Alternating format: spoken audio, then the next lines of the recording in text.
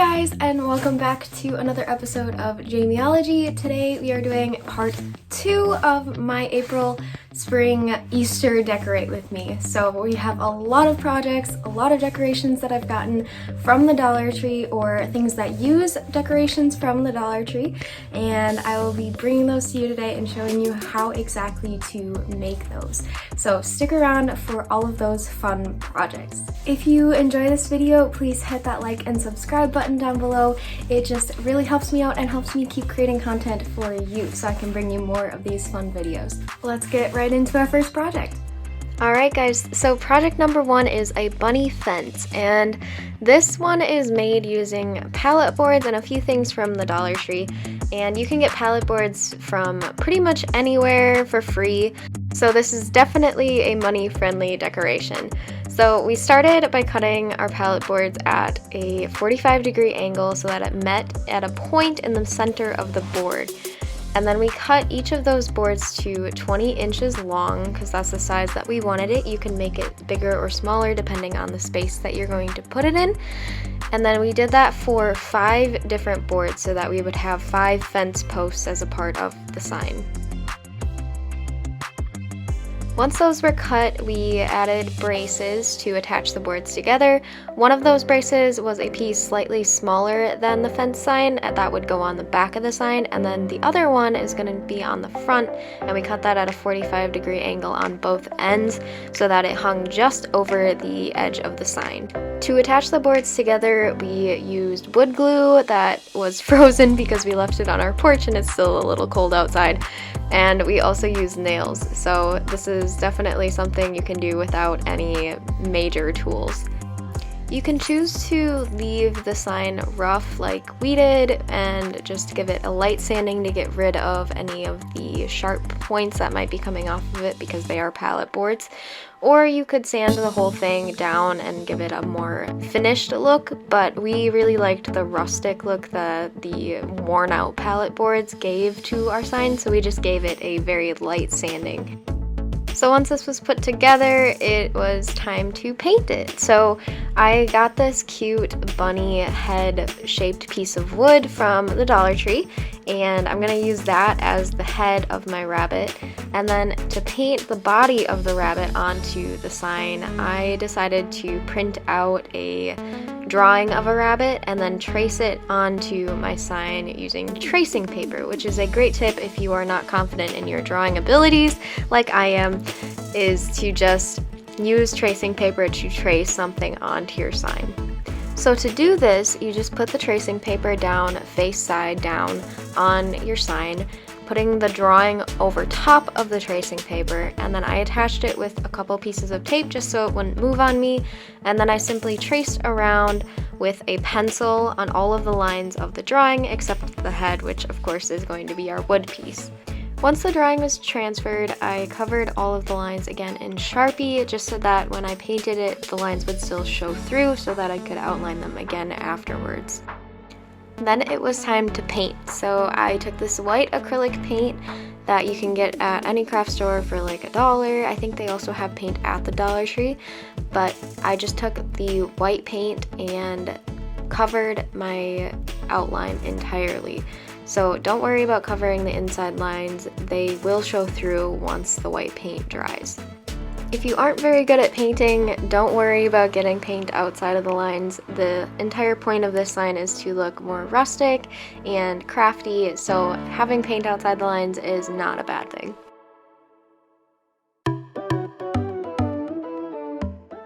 While that was drying, I took the bunny-shaped wood piece and covered that entire thing with the same white paint that I painted the body with. Alright, so while those two things were drying, I worked on the banner which will be attached to the fence sign, which uses twine and some fabric scraps. I used my scraps from other rag banners that I put together, and I just tied 2 together around different points on the twine. That was about the length of the width of the sign. I tied it at 4 separate points that were about evenly spaced, which worked out pretty well for the length of my sign.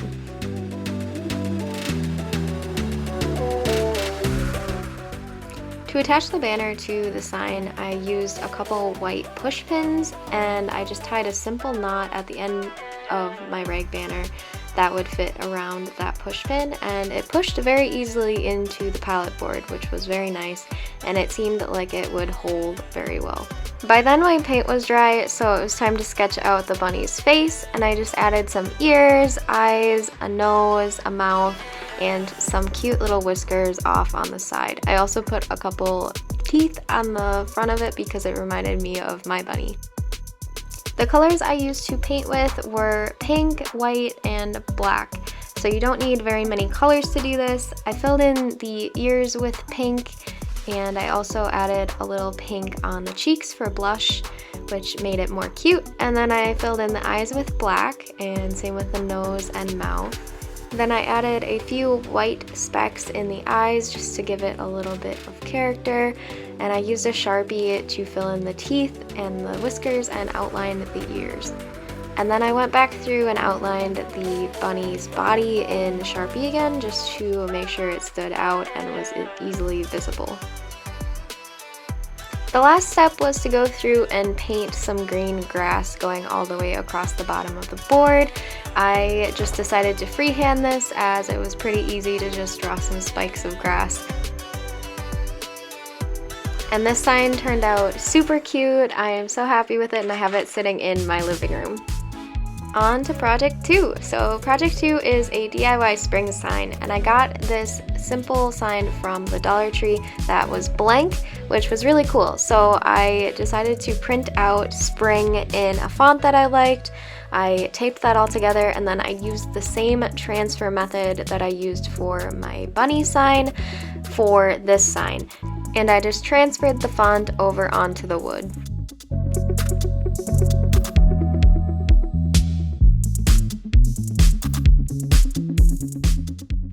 Once it was transferred, I lifted off the stencil paper and I picked out colors that I thought would look good for this sign and were very springy. So I used some like pink, purple, blue, white, green, and yellow.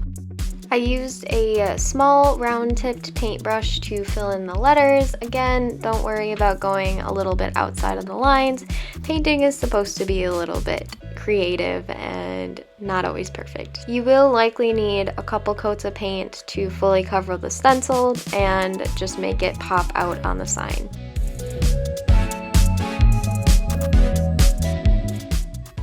So this is what it looked like when it was fully painted, and I decided to take this sign and hang it up right next to my staircase, which is where people kind of enter our house. So it is a very welcoming sign and it just looked very cute. Alright, project number 3 is farmhouse twine eggs. So for this you will need some fake Easter eggs, typically the bigger ones, twine, fabric scraps, something to attach it with, and whatever kind of decoration you want. Alright, so the first step is to hot glue or glue all of your Easter eggs shut. So you can do this by just putting hot glue around the top rim of the Easter egg and simply shutting it closed on that hot glue. And then make sure you are careful not to touch the hot glue as it will be very hot, obviously, and hold it shut for a few seconds while it dries.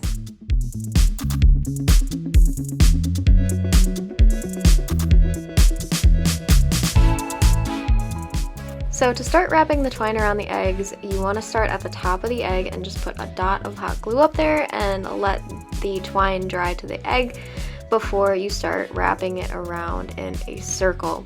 And it can be a little bit tricky when you're getting started with it because it is a rounded, slippery surface, so you will have to use dots of hot glue around the egg as you are wrapping it.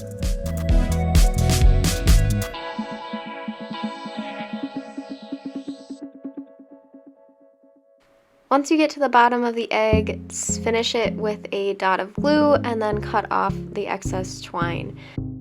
To decorate these eggs, I used some fabric scraps and I just glued one end of it to the egg, put another piece of fabric across the other piece of fabric, and then finished gluing that first piece of fabric to the egg. This way I had a piece of fabric already underneath that one so I could tie a bow, which turned out really cute, and I just cut off any excess fabric. So these are the finished eggs, and I decided to put them in this little Happy Easter container that I also got from the Dollar Tree, and I just stuffed it with paper towel and laid the eggs on top. You could also add some other Easter eggs underneath to add some color and make it seem more full. I decided to place this decoration on my coffee cart so that I have a little bit of Easter every morning when I'm making my morning coffee. So for this project, I did make an extra run to the Dollar Tree to get a few more things that I wanted to decorate with, and of course I left with more than I wanted to, so let's go over my Easter extras. If you're anything like me, you can't go to the Dollar Tree and not get things that you didn't intend to buy, so I did get all of these extra decorations that I wanted to share with you. So first up is this Cottontail Farms and Carrot Patch sign that worked very well together, so they fit really perfectly on my 2 hooks in the bedroom, and I could not be happier with how they look.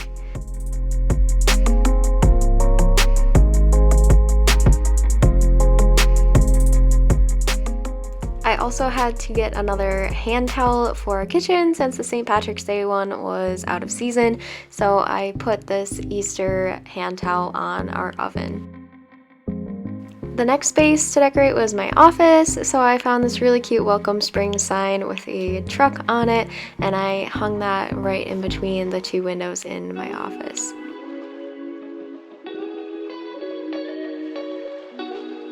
I also spotted these adorable window clings from the Dollar Tree, and I just had to get them and put them on our kitchen window.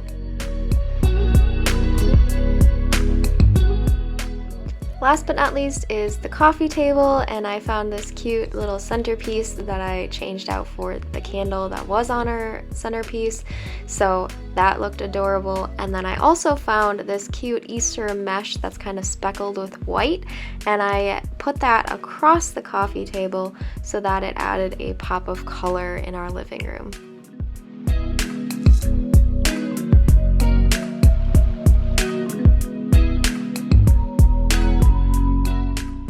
As a fun added bonus, I also decided to make a little Easter egg hunt for my roommates, and I did get eggs at the Dollar Tree and also some eggs at Walmart, which were honestly cheaper than the Dollar Tree, so that's something to keep in mind. And then I got some candy to put in the Easter eggs, and I enlisted some help from my boyfriend for stuffing these full of candy, as it was a decently long process. And once they were all stuffed, we decided to take them and hide them around the house as a little surprise for our roommates. So I hope they have fun finding these eggs in very weird places. I don't know if we're gonna tell them that they're around the house or not, but they'll figure it out eventually. Alright guys, thank you so much for watching my Easter Spring Decorate With Me video part 2. If you missed part 1, definitely look for that on my channel. I'll link it up above. But thank you for watching, and I hope you'll stick around for more of Jamieology. If you want to hit that subscribe button, it would really help me out. And I will see you in my next video.